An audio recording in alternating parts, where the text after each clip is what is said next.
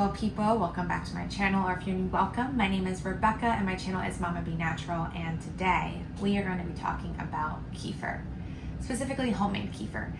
If you don't know what kefir is, well, actually I'm saying it wrong. It's actually pronounced kefir, and I've just been saying it wrong my whole life, so I'll try to say it correctly. Kefir. If you don't know about it, it has amazing health benefits, specifically for your gut. So to make homemade kefir, which is what we're doing, I've been doing it for a couple months now. Shout out to my brother and his wife. They gave me some off of their kefir grains to start making my own.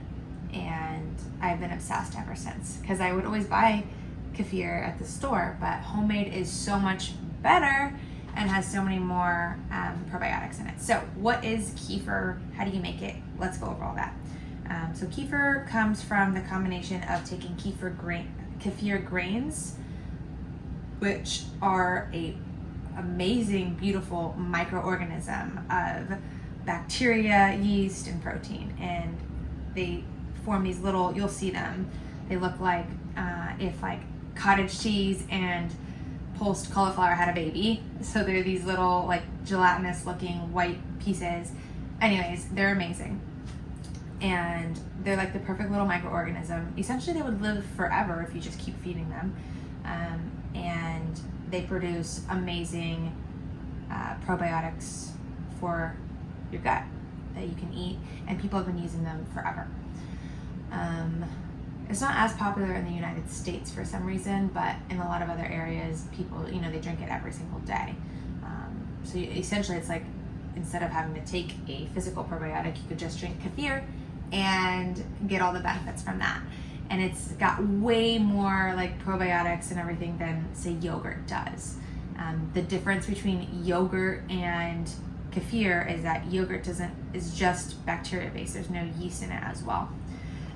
Okay, so this is the batch that I've had going. So I had a bunch of kefir that I had made, and then I wanted to stop the process. So I put the grains in the fridge and some milk for a few weeks to go ahead and drink all the kefir that I had made. And I finally got through it all, and now I needed to make more. So I left out the first batch longer because they need to essentially wake up, because they had been in the fridge for a while. So when they're at really cold temperatures, they kind of like go to sleep and they don't need to eat as much.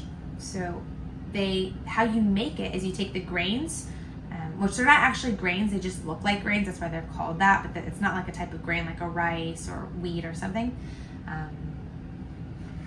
So don't get stuck on the word grains if you don't eat grains or something. So yeah, you take the grains and you feed it with milk. I use whole milk because they survive off of eating the lactose in the milk, which is essentially like sugar to them. So this has been out for almost 2 days now, and it is definitely ready and pungent. So depending on how you like your kefir is how you would want to, how long you'd want to leave it out. Anywhere from 12 to 40 hours. Also depends on how long if they've been in the fridge, or if you've been doing batches and batches. Like if I've been doing like 3 or 4 batches over back to back to back, the grains are really awake and they don't need as much time. But the best way to look at is to just look at it.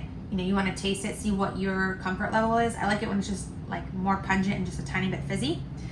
But you can see the separation here. I'll show it to you. That's kind of like how you know that it's definitely done.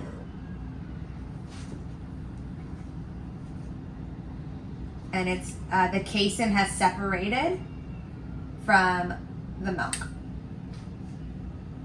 I'm gonna go get Kingsley because she just woke up, the baby. I'll be right back.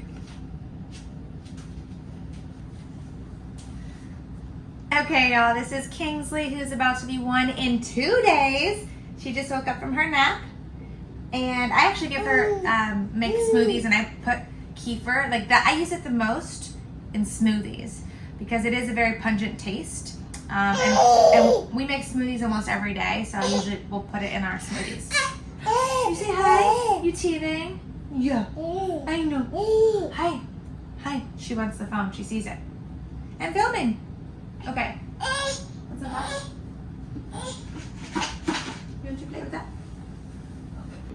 Okay, so I typically use kefir in our smoothies. We make smoothies almost every day, so I add that in our smoothies. I can leave a recipe if you'd like down below. All right, so we're gonna strain this out because it is very done. And I always like just use a glass mason jar and like a paper towel like this so that it can breathe, because I've heard like if you put on a cap on it really strongly, it could explode because of the pressure in there. So I advise doing that. And this is a metal mesh strainer and a bowl. You want to avoid like keeping this in metal. I only have a metal mesh strainer. You could also use like a cheesecloth if you have that, but I find that the time that it's in the strainer, it doesn't affect it. All right, so let's get this started. We are just going to dump this in there and strain it.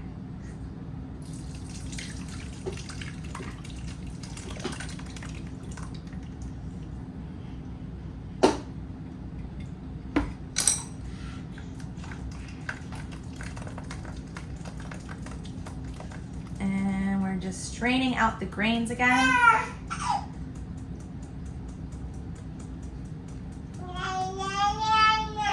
You talking?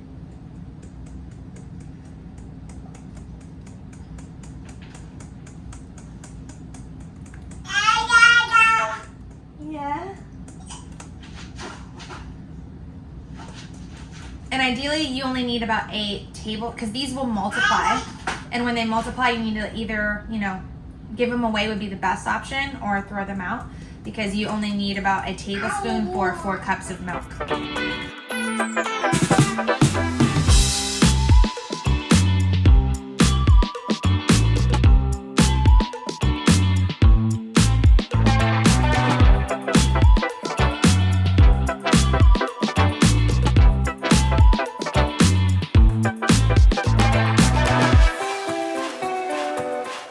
That's good. Perfect. There we have it. I'm gonna let you guys take a look here.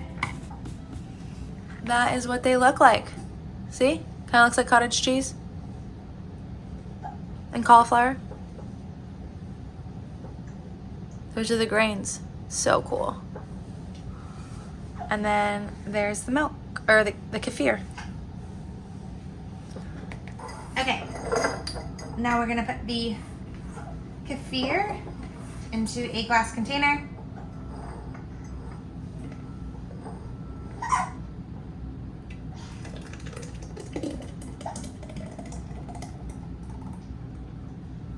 Perfect.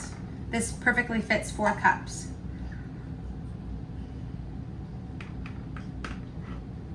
Wash that.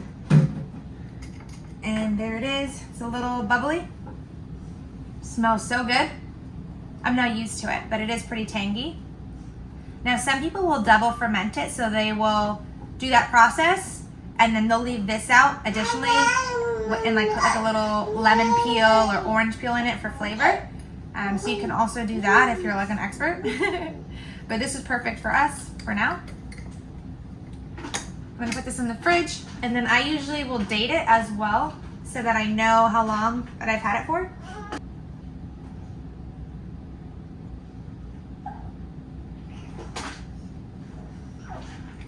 Because once I get this started, I make a bunch of batches.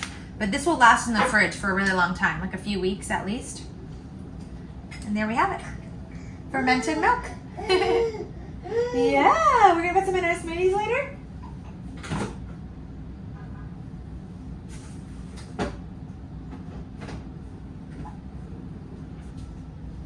Okay, now that that's washed, I'll show you how to do this real quick. So I like to do 4 cups at a time, but you could do 6, you could do less. You just have to keep an eye on it. And so I use organic pasture-raised whole milk.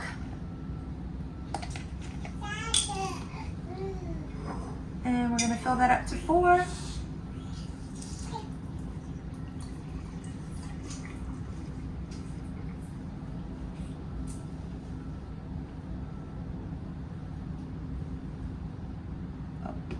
Yeah, so basically one of these cartons will last me 1 to 2 times. So it's a little bit more than 4. This is our kefir grains. Like I said, you only need about a tablespoon. So I'm gonna keep what I had originally, and then when these multiply to double, I'll take half of it and give it away to somebody who's interested in making them. And then you wanna make sure that you stir it up. I don't know where my wooden spoon went, or I would use that. I'm gonna give it a nice stir.